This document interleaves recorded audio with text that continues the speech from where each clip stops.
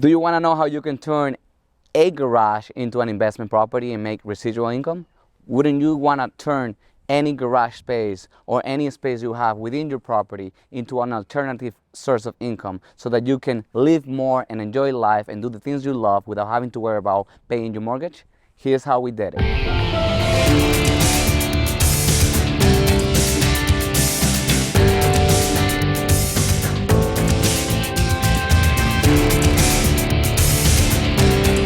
So here we are at a property in Beverly where we converted a garage into an accessory dwelling unit.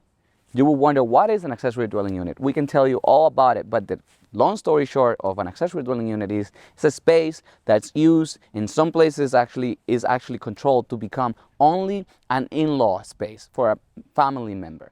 But many towns and municipalities have been opening it up to multiple opportunities, multiple people. So not only can it be a family member, it could actually be anybody. So that's the accessory dwelling unit. It's actually anybody that you want to have rent from. In this case, this one is actually an in-law accessory dwelling unit where a family member will be living in that particular unit. But all throughout the North Shore, accessory dwelling units are popping up. And it all started all the way actually in California, but I would say in Boston, started actually allowing people to turn any accessory space, attic, basements, garages, sheds, into an accessory dwelling unit so that they can live more again, and increase the housing stock, which is the main problem that we have right now. There's just not enough houses for people to live in. There's just not enough spaces for people to live in. So now this is becoming an opportunity for anybody to become an investor.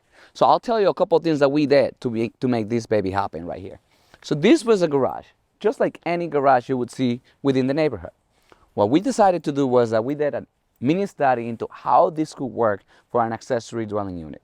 Bedroom, kitchen, living room, dining room, bathroom, right? Those are all the things you need. So we started studying that. We had our surveyor do a survey of the property to see if we had all the setbacks that we needed for the property. And we ensured that we met all of the setbacks requirements.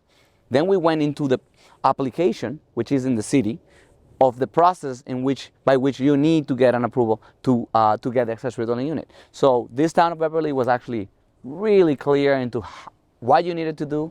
It had to be a family member. You needed to sign an affidavit to make sure that it was that particular family member, which is the case here. But also they needed to ensure that you met the minimum requirements for inhabitable space, minimum requirements for how big the space needed to be. One thing we did, we didn't need to, but we actually ended up adding 8 feet to that space so that we can increase that living space. The maximum is actually 900. We got pretty close to the 900, but we didn't get all the way through. And now this space contains everything you will need and everything you will want. We ensure that we match the space so that it was a cohesive and clean look. And that way, it's not something that was just added after the fact, So it's clean, cohesive. We increased all of the window sizes to the maximum egress size, not only for egress purposes, but also for light and ventilation. And this space is full of light, full of space.